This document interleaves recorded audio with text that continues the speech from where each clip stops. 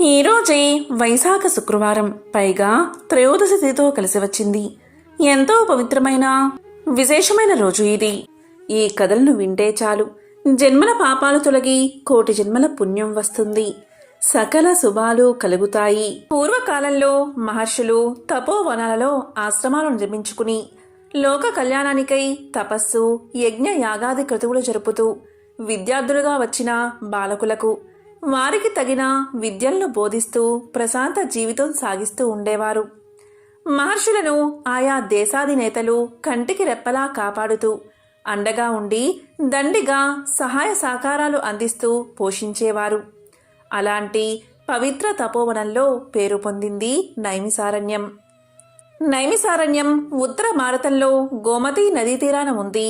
అక్కడ మహామునులంతా కలిసి లోక కళ్యాణార్థం దీర్ఘ సత్రయాగం నిర్వహిస్తూ ఉన్నారు. ఆ యాగంలో పాల్గొనడానికి పలువురు మునులు సుదూర ప్రాంతాల నుంచి వచ్చారు. ఆ వచ్చిన మహర్షులలో అష్టాదశ పురాణ పారీణుడుకు వ్యాస మహర్షి శిష్యుడు సూత మహర్షి కూడా ఉన్నాడు. ఆ సూత మహర్షిని చూడగానే మహామునులంతా ఎంతో ఆనందంతో యాగఫలము సిద్ధించిందని ఎంతో సంతోషపడ్డారు. ఉదయకాలమున జప, హోమ, పూజాదులతో ఆ తపోవనం దద్దరిల్లింది. మధ్యాహ్న కాలమున పలహారాలు పూర్తయిన తర్వాత మహర్షులంతా సూతుని చెంతకు చేరి ఇలా పలికారు: ఓ మహానుభావా, నీవు సర్వజ్ఞుడివి. మీ గురుదేవుల అనుగ్రహం వల్ల నీవు వేద, పురాణ, ఇతిహాస సారమంతా ఆపోసనం పట్టావు. మాకు కొన్ని సందేహాలు ఉన్నాయి. ఆ సందేహాలు తీర్చి మమ్మలను నిస్సందేహాలుగా చెయ్యాలి అని ప్రార్థిస్తున్నాము అన్నారు ఆ మునులు. ధర్మార్థ కామమోక్షాలు పురుషార్థములు అంటారు కదా, వీటిని సామాన్య జనులు కూడా పాటించి ఆయా ప్రయోజనములు సులభంగా పొందడానికి మార్గముంటే తెలపండి అని ప్రార్థిస్తున్నాము అని వేడుకున్నారు. వెంటనే సూత మహర్షి ఆ ముని మండలితో ఇలా పలికాడు: తపోధనులారా, మీరు మంచి ప్రశ్నే వేశారు.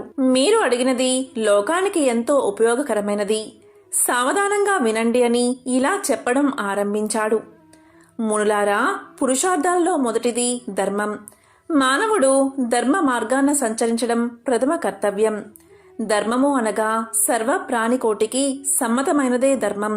ఆ ధర్మాచరణకు ముఖ్య సాధన భూతమైనదే రెండవ పురుషార్థముకు అర్థం. అర్థము అనగా ధనం. ఆ ధనం ధర్మయుక్తమైనదైతే బంగారానికి పరిమళం అబ్బినట్లే. కాబట్టి మానవుడు ధనార్జనకు ధర్మ మార్గాన్ని అవలంబించడం శ్రేయోదాయకం. ధర్మమూలకమైన ధనం శాశ్వతమై నిత్య సంతోషాన్ని వసంగి ఆ వంశంలోని ప్రతి ఒక్కరికి సుఖానుభూతిని కలిగిస్తుంది. కాబట్టి మానవుడు తాను సంపాదించిన ధనంలో కొంత కుటుంబ పోషణకు, కొంత ధర్మార్జనకు వినియోగించాలి. అలా కాక సంపాదించిన ధనాన్నంతా మానవుడు కుటుంబ పోషణకు, సుఖానుభూతికి కూడా పెట్టడానికి తలిచినట్లయితే దానివల్ల కష్టాలే కాని సుఖం ఏమాత్రం కలగదు. అందువల్ల మానవుడు సంపాదించిన ధనంలో కొంత భాగం ధర్మ కార్యాలకై వెచ్చిస్తే సుఖానుభూతిని పొందగలడు.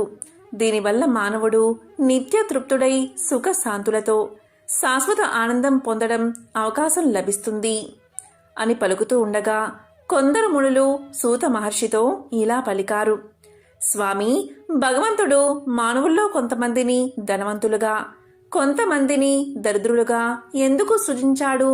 అందరినీ ఒకే విధంగా సృజింపవచ్చు కదా, ఈ పక్షపాత బుద్ధి ఎందుకు అని ప్రశ్నించగా సూతుడు ఇలా చెప్పాడు: ఓ మునులారా, భగవంతుని దృష్టిలో ఏ విధముకు పక్షపాతమూ లేదు. భగవంతుడు అందరినీ ఒకే విధంగా సృష్టిస్తాడు. కానీ ఆయా ప్రాణుల పూర్వజన్మ ప్రారబ్ధం అనుసరించి కష్టసుఖాలు వారికి కలుగుతున్నాయి. దీనికి ఉదాహరణగా సుసర్మోపాఖ్యానము వినిపిస్తాను, శ్రద్ధగా వినండి అని ఈ విధంగా చెప్పడం ఆరంభించాడు. పూర్వకాలంలో అవంతి దేశమున సుశర్మ అనే బ్రాహ్మణుడు ఉండేవాడు. అతడు చతుర్వేదాలను, షడ్ శాస్త్రాలను క్షుణ్ణంగా అభ్యసించి పండిత పరిషత్తులలో మహాపండితుడుగా గెలుపొంది అపర సరస్వతి అవతారమని పలువురి మన్ననలు పొందాడు. కాశ్మీర దేశం నుంచి ఎరుదించిన పరాశరుడు అనే పండితోత్తముడు సుశర్మకు తన కుమార్తె అయిన శారదాదేవిని ఇచ్చి వివాహం చేశాడు. అవంతి దేశాధిపతి సుశర్మను గంగా తీరమున్నను గురుకులానికి అధ్యక్షుడిగా చేసి గౌరవించాడు. మహాపండితుడైన సుశర్మ గురుకులంలో ఉన్న విద్యార్థులకు విద్యాబోధన చేస్తూ కాలం గడుపుతూ ఉండేవాడు. దేశములలో ఆ గురుకులానికి మంచి పేరు ప్రఖ్యాతులు వ్యాపించాయి. క్రమక్రమంగా ఆ గురుకులంలో విద్య పూర్తి చేసిన పలువురు విద్యార్థులు దేశాలలో తమ ప్రతిభా పాండిత్యాలను ప్రదర్శించి అఖండ సన్మానాలు పొంది అంతులేని ధనాన్ని ఆర్జించారు. తరువాత కొంతకాలానికి ఆ పండితులెల్లరూ తమ గురువైన సుశర్మకు తమ భక్తి ప్రపత్తులను తెలపడానికై గురుకులకు వచ్చి, సుశర్మ పాదాలపై పడి మీ అనుగ్రహం చేతనే మేము ఇంతవారమయ్యాము, అఖండ కీర్తి ప్రతిష్టలతో పాటు అపార ధనాన్ని సంపాదించాము అని చెప్పి అమూల్య వస్త్రాభరణాలను సువర్ణ నాణాలను గురుదేవులకు కానుకలుగా సమర్పించారు. కాని ఆ సుశర్మ ఆ శిష్యులతో, మీ భక్తి ప్రపత్తులకు నేను చాలా సంతోషించాను, కానీ నాకీ సువర్ణ నాణాలు కానీ అమూల్య వస్త్రాభరణాలు కానీ సంతోషాన్ని ఇయ్యలేవు. వీటిని నేను ముట్టను. నాకు సంపదల మీద ఏ విధమైన ఆశ లేదు. వీటిని మీరు తీసుకువెళ్ళి సుఖంగా ఉండండి. నా కీర్తి ప్రతిష్టలు నలువైపులా వ్యాపింపచేశారు.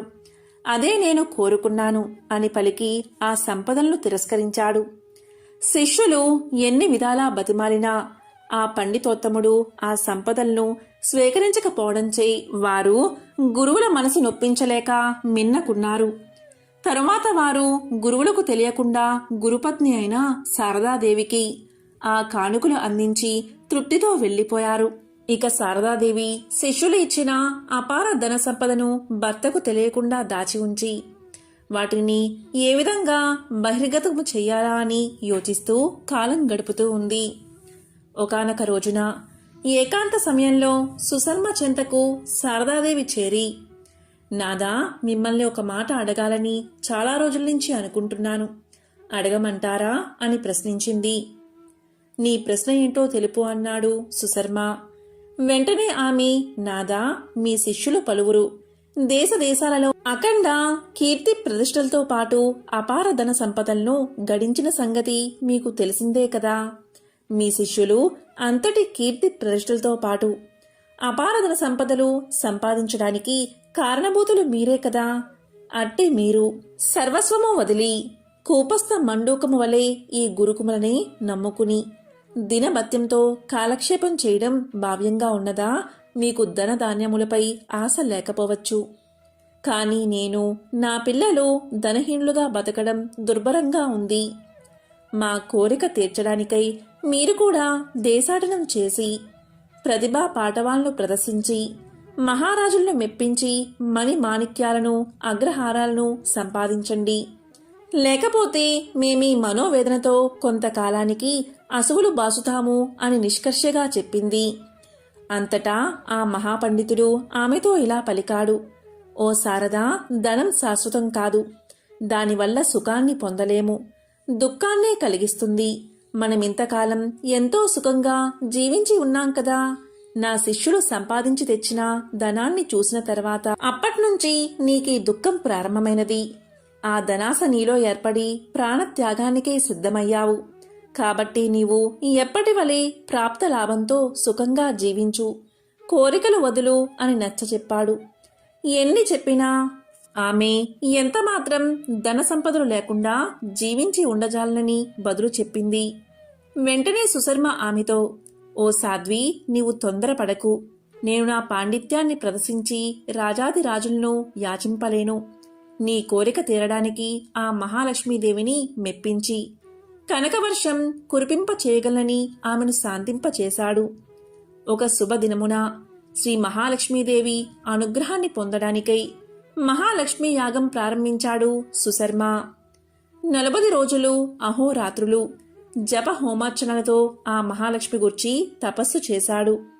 41 రోజున పూర్ణాహుతి గావించి ఆనాటి అర్ధరాత్రి కాలంలో మన ఇంట కనకవర్షం పడునని భార్యకు తెలియచేశాడు. దాంతో ఆ శారదాదేవి ఎంతో సంతోషంతో అర్ధరాత్రికై ఎదురుచూడసాగింది. అర్ధరాత్రి అయింది కాని ఆ ఇంట కనకవర్షం కాదు కదా, కనీసం నీటి తుంపర్లైనా పడలేదు. క్రమంగా తెల్లవారిపోయింది. అప్పుడు శారదాదేవి సుఖ నిద్ర నుంచి మేల్కొన్న సుశర్మ దగ్గరకు చేరుకుని, నాదా, మీ మాటలు నీటి మూటలయ్యాయి. కనకవర్షం కాదు కదా, కనీసం నీటి తుంపర్లు కూడా పడలేదు. రాత్రి అంతా సుఖనిద్ర మాని రెప్పపాటు కూడా వేయక ఎదురుచూశాను. నా ఆశలు అడియాసలు అయ్యాయి. నేనెంతో దురదృష్టవంతురాల్ని అయ్యాను. మీ వంటి బూటకుమలాడు భర్తను కట్టుకుని నేను మోసపోయాను. మీ కళ్ళ ఎదుటే నేను ప్రాణత్యాగం చేస్తాను అని పలకగా ఆ పండితోత్తముడు తన భార్యతో ఇలా అన్నాడు. ఓ శారదా, నేను మహాలక్ష్మీదేవిని ఉద్దేశించి భక్తి శ్రద్ధలతో అఖండ తపస్సు చేశాను. ఆమెకు నాపై కరుణ కలగలేదు. అసత్యవాదిగా నాకు పేరు తెచ్చిన ఆ మహాలక్ష్మిని నా కళ్ళెదుట అభిచార హోమం చేసి బూడిద పాలు చేస్తాను అని ఘోర శపథం చేసి ఉదయకాలమున అభిచార హోమానికి సంసిద్ధుడు అయ్యాడు. సుశర్మ నల్లని వస్త్రాలు ధరించి రౌద్ర రూపముతో అభిచార హోమానికి ఉపక్రమించాడు. వేప సమిదలు అగ్నిలో వేయడం ఆరంభించాడు. అగ్నిదేవుడిలో రౌద్ర రూపం చేర్పడినట్లు నీలకాంతులతో అగ్ని ప్రజ్వరిల్లుతూ ఉన్నాడు. ఆ సమయంలో సుశర్మ తాటి ఆకుపై గంటముతో తానింతకాలం తపస్సు చేసిన మహాలక్ష్మి మంత్రాన్ని బీజాక్షరములతో లిఖించి ప్రాణప్రతిష్ఠ గావించి దాన్ని అగ్నికుండంలో హోమం చేయుటకు సంసిద్ధుడు అవుతూ ఉండగా దూరం నుంచి, ఓ సుశర్మ, నీవు హోమం ఆపు ఆపు అని ఒక స్త్రీ ఆర్తనాదము కర్ణ కఠోరంగా వినిపించింది. వెంటనే సుశర్మ హోమం ఆపి ఆ ఆర్తనాదం వినబడే దిక్కుకు చూడగా ఒక స్త్రీ జుట్టు విరబూసుకుని మలిన వస్త్రాలతో కాంతిహీనమైన దేహ సౌందర్యంతో ఎదురు వచ్చి హోమం ఆపమని కోరింది. వెంటనే సుశర్మ, అమ్మా, నీవెవరు, ఎందుకు నా హోమాన్ని ఆపు చెయ్యాలి అని ప్రశ్నించాడు. వెంటనే ఆమె, ఓ సుశర్మ, నీవెవరి కొరకై 40 రోజులు అఖండ తపస్సు జరిపావో ఆ మహాలక్ష్మిని నేను. నీ తపస్సుకు సంతుష్టురాలనై నీ ఇంట కనక వర్షం కురిపింప ప్రయత్నించగా నా అక్క అయిన జ్యేష్ఠాదేవి అంటే దరిద్ర దేవత నాతో నీవా సుశర్మకు అపార ధనరాశులు ఒసంగడానికి వీలులేదు. అతడు పూర్వం 7 జన్మల్లో ఎవ్వరికీ ఏ దానమూ ఇవ్వలేదు, ఎవరికి ఏమీ పెట్టలేదు. ఆ ప్రారబ్ధ దోషం వల్ల ఈ జన్మలో దరిద్రుడిగానే ఉండాలి. ఈ తపఃఫలం వల్ల అతడు మరుజన్మలో రాజసంపదలను అనుభవిస్తాడు అని అడ్డగించింది. నేను ఆమె మాటలను తోసిపుచ్చి నీ ఇంట కనకవర్షం కురిపించడానికి పూనుకోగా నా సర్వశక్తులను స్వీకరించి నన్నీ విధంగా అలక్ష్మిగా మార్చినది. నీవు జరిగింది తెలియక క్రోధముతో అభిచార హోమాన్ని సల్పితే మరింత ప్రారబ్ధాన్ని మూట కట్టుకుంటావు. హోమాన్ని ఆపు అని పలికింది. వెంటనే ఆ మహాపండితుడు ఆమెతో, నేను జీవించి ఉండగానే నా దారాపుత్రులా కోరిక తీర్చాలి అనుకున్నాను. నేను సన్యాస ఆశ్రమాన్ని స్వీకరించి ఈ జన్మను కడతేరుస్తాను. నా భార్యాపుత్రుల కోరిక తీరుతుంది కదా అని పలుకగా తప్పక తీరుతుందని చెప్పింది. వెంటనే సుశర్మ తన భార్యతో ఇలా పలికాడు. శారదా, విన్నావు కదా, నీవు నేను కావాలా లేక ధన సంపదలు కావాలా అని ప్రశ్నించాడు. దానికి శారద వెంటనే, స్వామి, మీరు సన్యాసం స్వీకరించి మమ్మల్ని సుఖంగా బతకనీయండి అని పలికింది.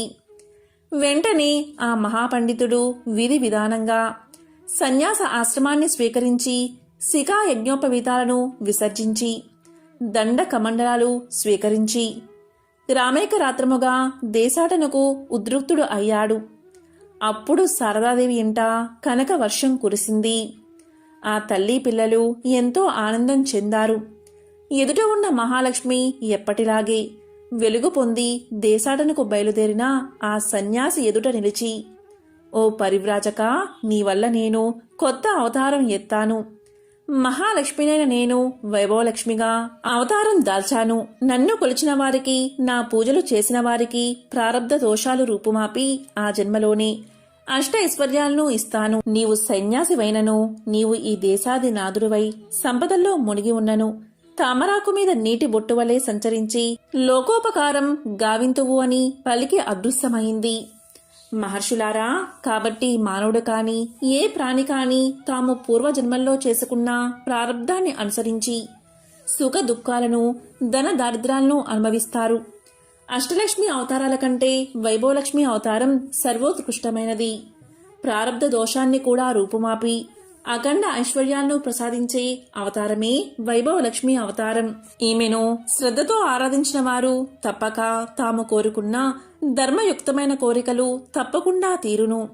ఏదైనా కోరిక తీరడానికి ఈ వ్రతాన్ని ఆరంభించిన వారు 8 శుక్రవారాలు సాయంకాలం ప్రదోషకాలంలో బంధువులను, మిత్రులను, ఇరుగు పొరుగు వారిని పిలిచి వారి సమక్షంలో వ్రతాన్ని భక్తి శ్రద్ధలతో ఆచరించి కథా శ్రవణం చేసి తీర్థ ప్రసాదాలు పంచి లక్ష్మీ స్తోత్రం మంగళహారతులతో ఆమెను సంతృప్తి పరచాలి.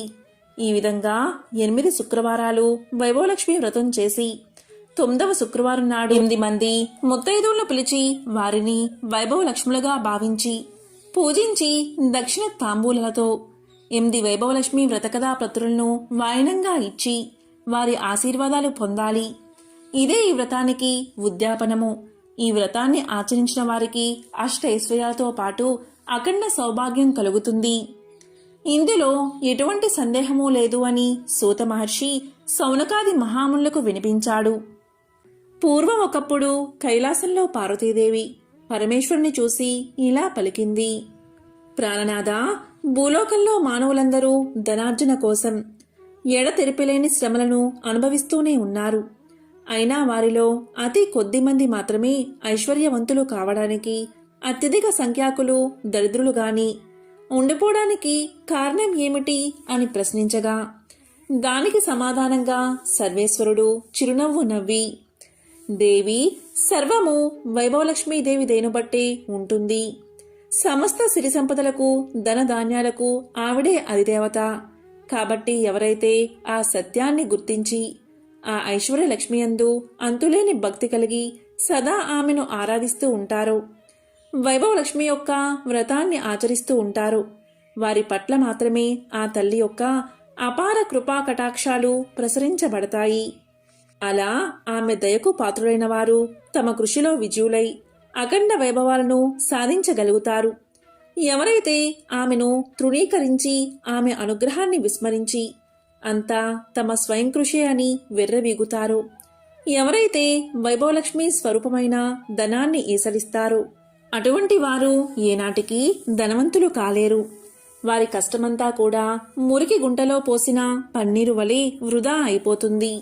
కాబట్టి ఎవరైతే ధనవంతులు కావాలని అనుకుంటున్నారో వాళ్ళు అవశ్యం ఆ తల్లిని ఆరాధించాలి, ఆమె వ్రతాన్ని ఆచరించాలి.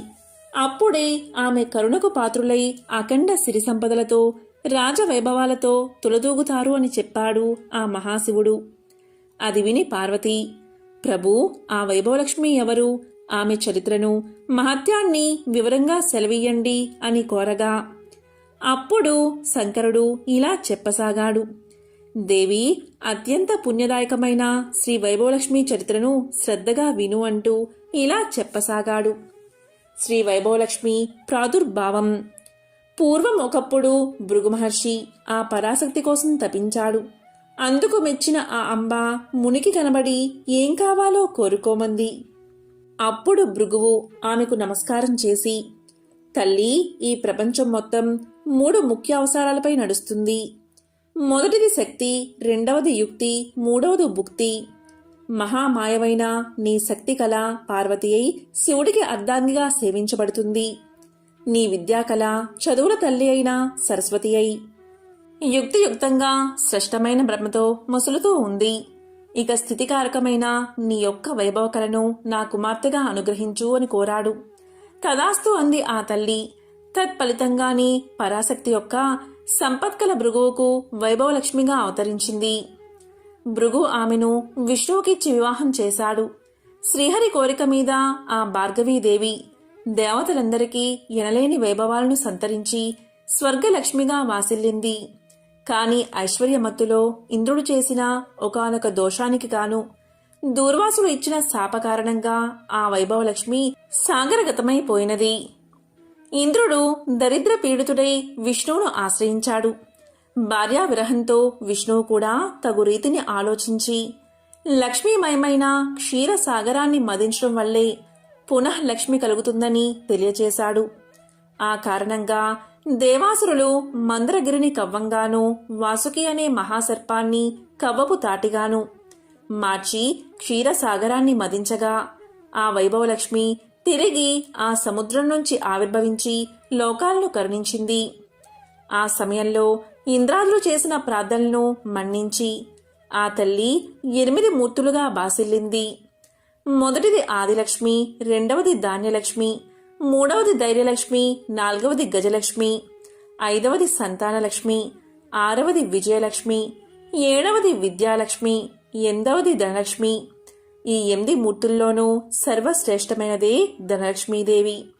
ఆమెని వైభవలక్ష్మి, ఐశ్వర్యలక్ష్మి అని కూడా పిలుస్తూ ఉంటారు.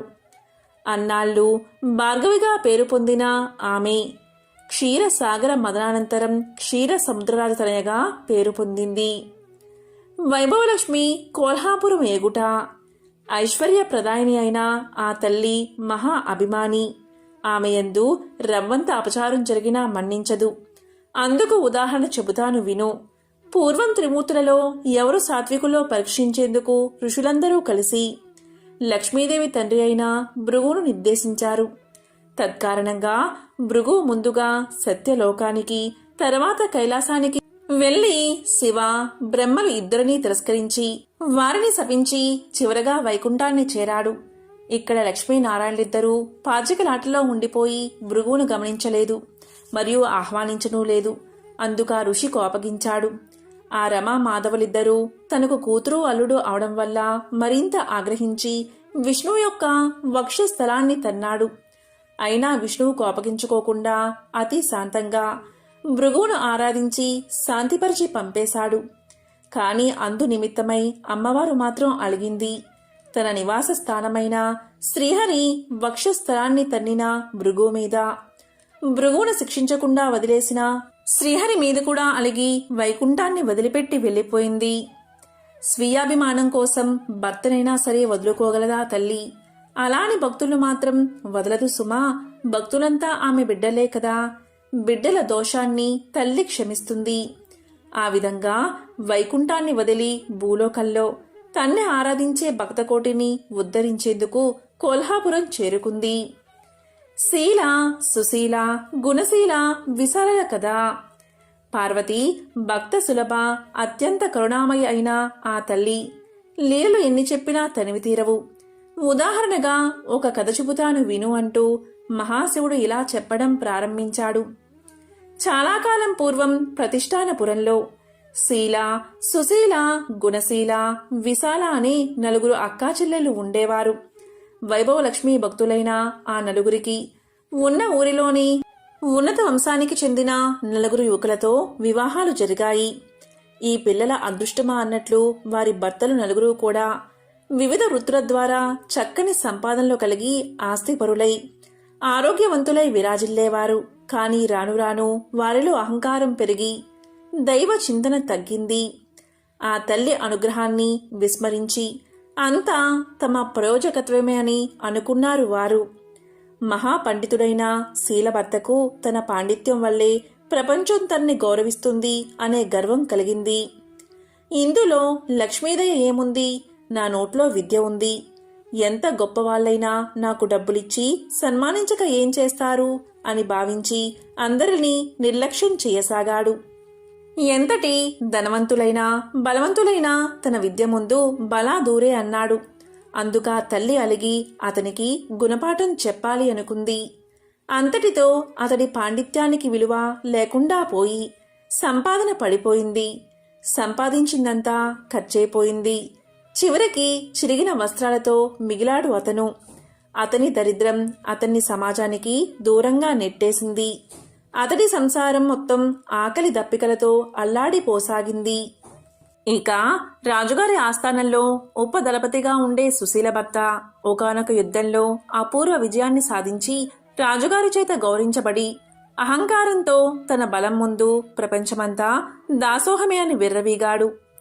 తన ధనార్జనకి తన బలమే కారణమనుకున్నాడు. అందులో ఆ తల్లి ప్రమేయం ఏదీ లేదన్నాడు. అందుకు అలిగిందా ఐశ్వర్యలక్ష్మి. అమ్మవారి దయతప్పగానే అతడిలో కల సద్బుద్ధి నశించి దుర్బుద్ధి ఏర్పడింది. గొప్ప ధనవంతుడితో విరోధానికి దిగాడు.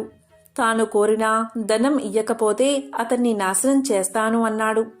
అందుకు భయపడిన ఆ ధనికుడు మహారాజుని ఆశ్రయించి సుశీల భర్త మీద మరిన్ని లేనిపోని విషయాలు కూడా నూరుపోసి తన్ని కాపాడమన్నాడు. రాజు వెంటనే తన సేనల్ని పిలిచి సుశీల భర్తను బంధించి తెమ్మన్నాడు. రాజభటులతో ఎంత దెబ్బలాడినా అతడు గెలవలేకపోయాడు. ఎంత బలవంతుడైతే ఏం లాభం, అనేక మంది సైనికుల మధ్య ఇతను ఒంటరివాడే కదా, పైగా దైవకృప తప్పిన మనిషి. న్యాయస్థానంలో రాజు అతన్ని విచారించి అతని ఆస్తిపాస్తులన్నిటినీ స్వాధీనం చేసుకుని చెరసాల్లో బంధించాడు. ఈ విధంగా సుశీల కాపురం కష్టాల పాలైనది. వ్యాపారస్తుడైన గుణశీల భర్త దైవానుగ్రహం కన్నా తన తెలివితేటలే వ్యాపారంలో ముఖ్యమని, తన పెట్టుబడితో మాటకారితనంతో సంపాదించిందంతా దైవానుగ్రహం అనుకోవడం మూర్ఖత్వమని భావించి దైవారాధనలు వగైరాలు మానేశాడు. అతడి తలపొగరు వల్ల సాటి వ్యాపారస్తులు సహకరించడం మానేశారు. వినియోగదారులు అతని వద్ద సరుకులు కొనడం తగ్గించారు. క్రమక్రమంగా అతని కుటుంబం దరిద్రంలో మునిగిపోయింది. ఇక ఆఖరిదైన విశాల పెనిమిటి చాలా మంచివాడే కాని అధిక సంపాదన వల్ల స్నేహాలు పెరిగాయి. అందున చెడు స్నేహాలు మరిగాడు. కష్టపడి సంపాదించిన దాంతో సుఖపడాలే కాని పూజలు వ్రతాలు అంటూ ఖర్చు చేయడం వ్యర్థమని అనుకున్నాడు. అందువల్ల చెడు మిత్రులతో కలిసి దుర్వసనాల పాలయ్యాడు. మద్యపానం, వ్యభిచారం, జూదం మొదలైన వాటిలో కూరుకుపోయాడు. కనకనంగా సంపాదిస్తే కలిమి కలుగుతుంది కాని క్షణక్షణం ఇలా ఖర్చు పెడితే ఖజానాలైనా నిలవవు కదా. ఆ కారణంగాని అతడు దరిద్రుడు అయిపోయాడు. వ్యసనపరంగా అప్పుల పాలయ్యాడు. రుణదాతల పీడ, పేదరికపు బాధ, వదులుకోలేని వ్యసనాలతో దుర్మార్గుడై భార్య అయిన విశాలను కూడా చీటికి మాటికి హింసిస్తూ ఉండేవాడు. అయినా ఆ నలుగురు అక్కాచెల్లెలు మాత్రం ఎప్పటికైనా ఆ జగన్మాత తమను అనుగ్రహిస్తుందని, తమ భర్తలను మంచిదారిలో పెట్టి తమ పూర్వ వైభవాలను తమకు ప్రసాదిస్తుందని నమ్మేవారు. తాము పస్తులున్నా పర్వాలేదు, తమ బిడ్డలకైనా రవ్వంత ఆహారాన్ని ప్రసాదించమని పదే పదే అమ్మవారిని ప్రార్థించేవారు. వారి మొరలను ఆలకించింది ఆ లక్ష్మీదేవి. ఒకనాడు ఆ నలుగురు అక్కాచెల్లెళ్ళు కలిసి తన్ను ప్రార్థిస్తున్న శుభ సందర్భంలో అమ్మవారు వృద్ధ స్త్రీ రూపంలో వారిని పలకరించి ఇలా చెప్పింది. పిల్లలు, మీ భక్తి ప్రపత్తులు చూస్తుంటే నాకు చాలా ఆనందంగా ఉంది. వైభవలక్ష్మి అనుగ్రహానికై మీరింత విపరీతంగా ఆవేదన పడుతున్నారో ఆ వైభవలక్ష్మి ప్రసాదం అంత త్వరితంగా సిద్ధించే మార్గం మీకు చెప్తాను. తక్షణమే మీరు నలుగురు మీ మీ ఇళ్లల్లో వైభవలక్ష్మి వ్రతాన్ని ఆచరించండి అని చెప్పింది. అవ్వ చెప్పిందంతా విన్న అక్కా చెల్లెళ్ళు ఆనందంతో ఇలా పలికారు. అయితే అవ్వా, ఇంతకు ఈ వ్రతాన్ని ఎలా చెయ్యాలి? ప్రస్తుతం మేము అత్యంత దారిద్ర్యంలో ఉన్నాం కదా, ఆ వ్రతానికి ఎంత ఖర్చవుతుంది అని అడిగారు. అందుకా వృద్ధ స్వరూపిణి అయిన అమ్మవారు దయాపూరితమైన దరహాసం చేస్తూ ఇలా చెప్పసాగింది. ఇదేమీ ఖర్చుతో కూడుకున్న వ్యవహారం కాదు. ఎప్పుడైనా సరే 4, 6, 8, 9, 11, 21 గురువారాలు కాని శుక్రవారాలు కాని ఆచరించాలి. ఈ వ్రతాన్ని గురువారాలు చేసేవాళ్లు తాము మొక్కుకున్నన్ని వారాలు చేసి ఆఖరి గురువారం నాటి మర్నాడు వచ్చే శుక్రవారం రోజు ఉద్యాపన చెయ్యాలి. శుక్రవారం చేసేవారు ఆఖరి శుక్రవారం నాడే ఉద్యాపన కూడా చేసుకోవాలి. ముందస్తుగా మీకు తోచిన గురువారం కాని శుక్రవారం కాని ఉదయాన్నే లేచి కాలకృత్యాలు తీర్చుకుని ఇంటిని శుచి శుభ్రాలతో తీర్చిదిద్దుకుని తలంటుకుని, అమ్మా వైభవలక్ష్మి తల్లి, ఈ రోజు మొదలు ఎన్ని గురువారాల పాటు లేదా శుక్రవారాల పాటు ఈ వ్రతాన్ని ఆచరించడానికి తగిన శక్తిని ప్రసాదించు. నేను చేసే ఈ వ్రతంలో సంతృప్తిరాలివై నా వాంఛల్ని నెరవేర్చు అని నమస్కారం చేసుకోవాలి. ఆ రోజంతా ఉపవాసముండి ఆ రోజు సాయంత్రం సూర్యాస్తమయం తర్వాత పూజ చెయ్యాలి. ఈ వ్రతానికి ఖర్చు కన్నా శుచి శుభ్రతలు సదాచార పాలనము చాలా ముఖ్యం. ఏ ఇంట్లో వారైతే అతిథి అభ్యాగతులకు దాసుల వలె ఉండి వారి పాదాలు కడిగి ఆ తీర్థాన్ని శిరస్సుపై చల్లుకుని తమకన్నా ముందుగా వారికి భోజనాదులను ఏర్పరిచి తదనంతరం సయ్య పాద సేవాదులు చేస్తూ ఉంటారో, ఏ ఇంట పితృదేవతలు దేవతలు సదా అర్చించబడుతూ ఉంటారో, ఏ ఇంట అసత్యం పలకరో, ఏ ఇంట గోపోషణం గోపూజ జరుగుతూ ఉంటాయో, ఏ ఇంట ధాన్యం దానమిస్తారో లేదా దానం చేసేటంత సమృద్ధిగా ఉంటుందో, ఏ ఇంట్లోని వారు పరుల పట్ల శత్రుభావం లేకుండా ఉంటారో, ఏ ఇల్లాలు నిరాడంబరి అయి నిత్య సంతోషిగా ఉంటుందో ఆయా ఇళ్లల్లో నేను సుస్థిరంగా ఉంటానని లక్ష్మీదేవి తెలియచేసింది. కాబట్టి సదాచారాన్ని సౌశీల్యాన్ని పాటించాలి. ఇక పూజ ప్రారంభించాల్సిన సాయంత్రం సూర్యాస్తమయం తర్వాత తూర్పు లేదా ఈశాన్య గదిలో శుభ్రంగా అలికి పంచవర్ణాలతో కాని బియ్య పిండితో కాని అష్టదల పద్మాలు మొదలైన ముగ్గులు పెట్టి వాటి మీద నూతన వస్త్రాన్ని చతురస్రంగా పరిచి దానిమీద తగినన్ని బియ్యం పోసి చతురస్రంగా నిలిపి దానిమీద బంగారు వెండి రాగి చెంబును కలసంగా పెట్టి అందులో 4 వైపులా 4 తమలపాకులు కాని లేదా 4 మామిడి రొబ్బులు కాని ఉంచాలి.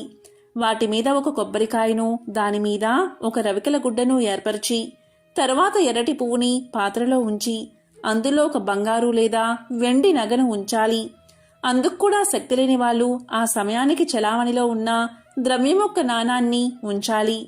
నేతితో దీపాన్ని వెలిగించి అగరవత్తులతో ధూపం వేయాలి. అమ్మాయిలు అమ్మవారికి లక్ష్మీ గణపతి అన్నా శ్రీచక్రమన్నా చాలా ఇష్టం కాబట్టి ముందుగా లక్ష్మీ గణపతిని శ్రీచక్రాన్ని పూజించి తరువాతే అమ్మవారిని పూజించాలి. పూజలో తీపి పదార్థాన్ని నివేదన చెయ్యాలి. అన్నట్టు ఈ పూజలో వెండి బంగారం లేని పక్షంలో పసుపు కొమ్ముని కూడా ఉంచి పూజించవచ్చు. పూజలోకి తీపి పదార్థాన్ని చేయలేని వాళ్ళు బెల్లం, పటిక బెల్లం, పంచదారని కూడా నివేదించవచ్చు. ఏదైనా నలుగురికి పంచగలగాలి. పూజ తర్వాత బంగారం లేదా వెండి లేదా రాగి లేదా రూపాయి నాణాన్ని భద్రపరుచుకోవాలి. కలశంలోని నీటిని సంతానాన్ని కోరేవారు మామిడి చెట్టు మొదట్లోనూ, సౌభాగ్యాన్ని కోరేవారు తులసి చెట్టు మొదట్లోనూ, అనుకూల దాంపత్యాది విషయాలను కోరేవారు మల్లె మొదలైన మంచి పూల చెట్ల మొదట్లోనూ పోయాలి. కేవలం ధనకాంక్ష కలవారు ఆ నీటిని తాము మాత్రమే స్వీకరించాలి. మండపం మీద బియ్యాన్ని పక్షులకు వేయాలి. ఈ విధంగా అమ్మవారి వ్రతాన్ని ఆచరించడం వల్ల నిరుద్యోగులు ఉద్యోగులు అవుతారు. అవివాహితులకు వివాహం జరుగుతుంది. దరిద్రులు ధనవంతులుగా మారతారు. ఏ ఏ కోరికలుంటే ఆయా కోరికలు నెరవేరతాయని ముగించిందా వృద్ధమాత. తక్షణమే ఆ అప్పా చెల్లెలు నలుగురు వారి వారి తాహతును బట్టి 4, 8, 11, 21 వారాల పాటు ఆ వ్రతాన్ని మొక్కుకున్నారు. ఆ మరుసటి శుక్రవారమే వ్రతాన్ని ఆరంభించారు. నలుగురు కడు పేదవారు అవడం వల్ల నలుగురు కూడా రాగి కలశాన్నే వాడారు. అందరికన్నా అధిక దరిద్రురాలైన శీల అందులో రాగి నాణాన్ని వేసి పూజించింది. సుశీల రూపాయి నాణాన్ని వేసి పూజించింది. గుణశీల తన ఇంట ఉన్న వెండి నాణాన్ని వైభవలక్ష్మిగా భావించి పూజించింది. ఆఖరిదైన విశాల తన బంగారు ముక్కెరను తీసివేసి అదే ధనలక్ష్మిగా ఆరాధించింది. ఎవరు ఏ ఏ రూపాల్లో ఆరాధించినా వారి హృదయంలో ఉన్న భక్తి భావాలని ప్రధానంగా స్వీకరించే తల్లి ఆ వైభవలక్ష్మి. నలుగురిని సమానంగానే కరుణించింది. శీల భర్త యొక్క పాండిత్యాన్ని గుర్తించబడి పునః అతనికి గౌరవాదులు లభించాయి. తద్వారా వాళ్ళు ఉన్నతులైనారు. సుశీల ఆచరించిన వ్రత ఫలితంగా వారి రాజ్యానికి ఒక కృత్రిమ యుద్ధం ఏర్పడింది. ఆ యుద్ధం నిమిత్తం అతపూర్వమే లబ్ధ ప్రతిష్ఠుడైన సుశీల భర్తను విడుదల చేసి అతన్ని ఉపదళపతిగా అభిషేకించి యుద్ధానికి పంపక తప్పలేదు రాజుకి. ఆ యుద్ధంలో అమ్మవారి దయవల్ల సుశీల భర్త విజయం సాధించడంతో అతని గత నేరాలన్నీ మన్నించబడి దళపతిగా నియమించబడ్డాడు. ఆ విధంగా సుశీల కుటుంబం బయటపడింది. ఆకస్మికంగా ఏర్పడిన వ్యాపారంలోని మార్పుల వల్ల కొన్ని ప్రత్యేకమైన దినుసుల ఎగుమతి దిగుమతుల విషయంలో గుణశీల భర్త వ్యాపారి వెలుగులోకి వచ్చాడు. ఇతర వ్యాపారస్తులందరూ అతన్నే ఆశ్రయించారు. సహజంగానే వ్యాపారి అయిన గుణశీల భర్త వచ్చిన అవకాశాన్ని ఉపయోగించుకున్నాడు. తద్వారా వారి కుటుంబం పూర్వ వైభవాన్ని పొందింది. ఇక ఆఖరిదైన విశాల వ్రతారంభం చేసింది మొదలు. అమ్మవారి కరుణా ప్రసాదం ప్రారంభమైపోయింది. ఆమె భర్త వారం విడిచి వారంగా వ్యభిచారం, జూదం, మద్యపానం వంటి వ్యసనాన్నిటినీ మానుకున్నాడు. తన భార్యా పిల్లల పట్ల ప్రత్యేక శ్రద్ధతో యథాపూర్వకంగా సుఖించసాగాడు. కాబట్టి స్త్రీలు కాని పురుషులు కాని ఆవాల గోపాలమెవరూ తన్ను పూజించినా సరే తక్షణమే కరుణించి ఉద్ధరించే తల్లి వైభవలక్ష్మి. ఈనాడు మనం చేసిన పూజల వల్ల ఆమె సంతుష్టురాలు అగోగాక శీల, సుశీల, గుణశీల, విశాలల కుటుంబాలను కాపాడినట్లే ఆ తల్లి మన్ని కూడా రక్షించుగాక అని చెప్పి కథను పూర్తి చెయ్యాలి. ఎవరైతే ఈ కథను వింటారో లేక చదువుతారో లేక వినిపిస్తారో అటువంటి వారికి శ్రీ వైభవలక్ష్మి యొక్క సంపూర్ణ అనుగ్రహం కలుగుతుంది అని ఆ పరమేశ్వరుడు పార్వతీదేవికి తెలియచేశాడు. ఓం శ్రీ మహాలక్ష్మియే నమః. ఓం నమో నారాయణాయ. ఓం శ్రీ మాత్రే నమః. ఓం నమః శివాయ.